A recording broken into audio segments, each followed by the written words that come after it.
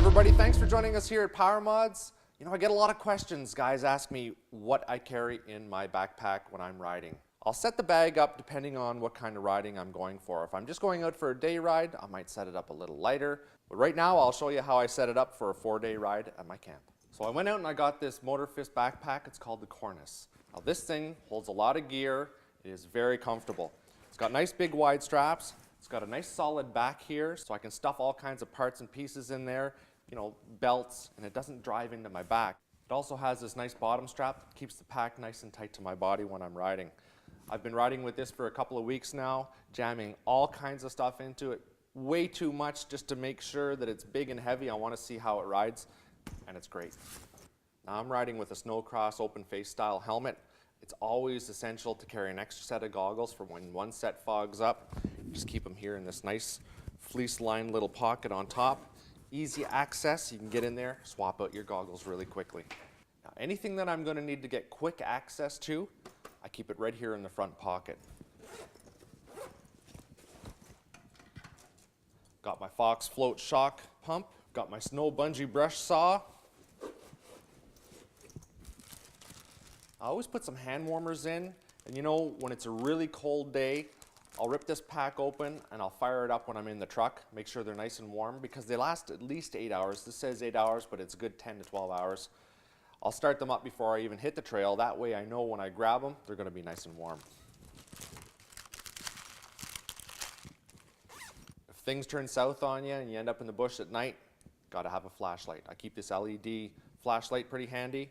And you know what, I keep that in the front pocket as well. If you have a bag with a big giant main compartment and you just start stuffing things in there, there's nothing worse than opening that up when you're on the trail. It's minus 25 out. You've got to take your gloves off, poke around through there, trying to find the one little part and piece that you need. You got to keep them organized. That's what this does. Now, you mountain riders aren't going to need these, but guys in Eastern Canada, Central Canada, riding the lakes, you got to have a set of ice picks. I keep these handy at all times. I keep them in the bag, pop them out if I know I'm going to be crossing water. Especially if you're on a lake that you're not familiar with, you gotta have your ice picks. And finally, for my front pocket, my wife got me this Bear Grylls Gerber knife. This has all kinds of cool little functions on it. It's got a little fire starter right here, and it's a decent quality knife. So I carry that just in case I need a knife. You know, I've even been on the trail and run into wolves, so I like to have a knife handy. It's always nice to have a spare set of gloves. I keep these in the side pocket.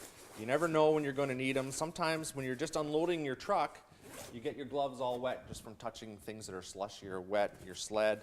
So it's nice to have an extra set of gloves handy. And when I know it's going to get cold for the weekend, I got to bring my big fur mittens. These things rock. I made these. Everybody loves them on the videos. And if my handlebar warmers break, these things always keep me warm. I always keep a spare balaclava just in case I get mine all wet from breathing on it. Or, you know what, these things are pretty small and they're dark, pretty easy to lose them. I keep my toque handy, breath box for my helmet, and I always keep a spare pair of socks. Now, it sounds a little silly, but even after driving to the location where we drop our sleds, sometimes your feet just get a little sweaty in the truck. So I'll just pop off my socks, put these fresh ones on, nice and warm, nice and dry. A good way to start the day with your boots. And I never keep my boots on while I'm driving to my location with my truck because you know what, you're going to sweat in the boots, they're going to get wet, there's going to be moisture, and that's going to get cold when you're on the trail. I've put everything I've talked about in this bag so far, and there's still tons of room in this main compartment. There's a secondary compartment. There's a compartment right here if you want to put a water pack in, a little camel pack. I wore my camel pack the other day, it was minus 25. It didn't freeze up in here, but the little mouthpiece, it did freeze up even when it was stuffed inside the strap. So minus 25, it's just not going to work. Those things work better on a mild day. I'll be honest, 700 sips a little bit of fuel. Sometimes I might need a little extra. So I carry this safety siphon with me. I know you guys are saying, look at all the stuff he carries. But I'm that guy on the trail that when you need something, I've pretty much always got it with me. So I keep this handy in my bag. If somebody gets low on fuel, it's a really easy way to transfer fuel from one sled to another.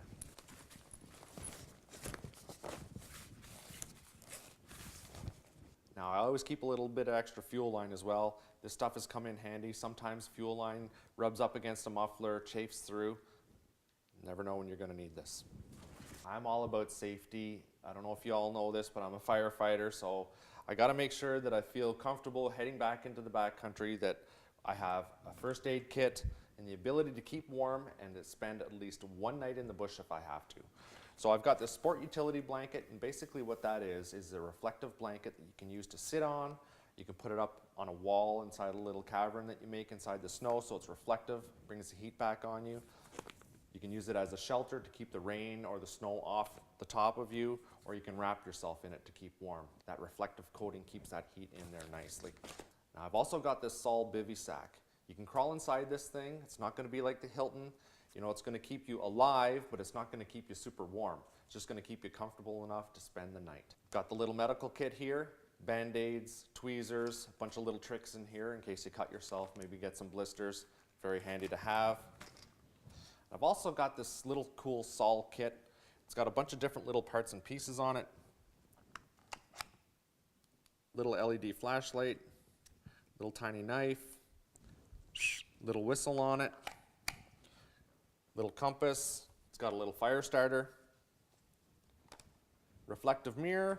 In a nutshell, it's a very handy little survival kit. Even has a fire starter in here. I also keep my spare belt in my bag. I don't put it under the hood. There's really no place to keep it there. I just pop it inside there. I keep this snow bungee toe strap and slick tape with me just for when I need to pull Keely out with this broken snowmobile. When I used to fly in the bush a lot, I'd just take a jar of peanut butter, toss it in the float of the airplane, I'd just leave that there. So if I knew that I had to spend a night on an island, on some little lake somewhere, I had that peanut butter to keep me going through the night. So now I just keep a set of nuts inside the bag, granola bar, little jug of water to keep me hydrated. Now for tools, I generally use my own. I get rid of the kit that comes with the snowmobile, and I pack my own stuff together because I know what nuts and bolts I have on that, because you know I got these mod sleds and I change things up. So I get a wrench for every nut and bolt I have on that sled. I use a screwdriver, standard, and a Phillips. Make sure I have a plug wrench, spare set of plugs. I always bring vice grips, extra big wrench for tightening my belt, and I keep this here. This is a belt changing tool. I keep a set of Allen keys and Torx, and I keep a spare pull start rope if I need it.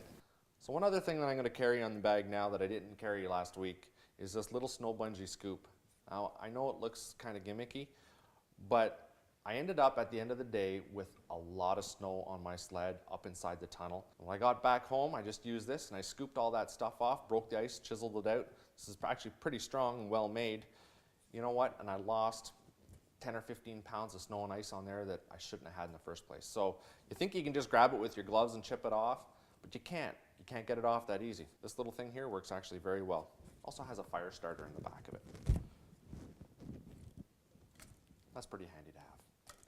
I keep all my tools in this handy one little piece kit here. Just pop it out, put it on the seat of my sled if I have to do any work. And that's everything. One last thing, if I'm heading out into really deep powder like we'll be doing at the end of this month in Gas Bay, I always bring my shovel. This Cornice backpack has a really nice, handy little place for it. Just pop it right on here. That's it.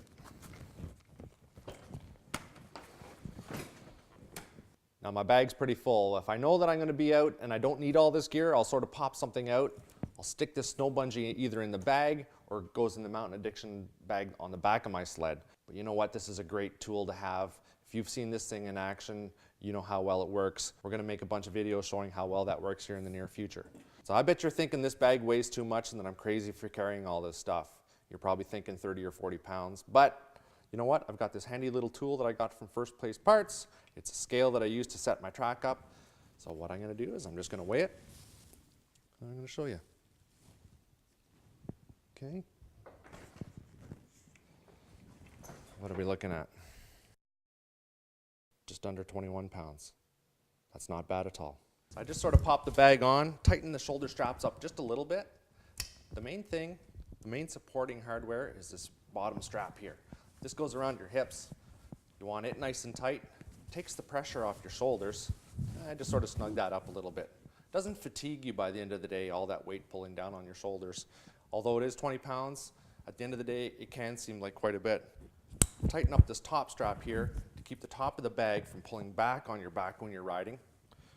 And that's very comfortable to wear. I'll have nothing sticking in my back. All the weight's down here. You know what, that 20 pounds doesn't seem like a hardship at all. Thanks for watching. I'm Louis Skibo with PowerModz.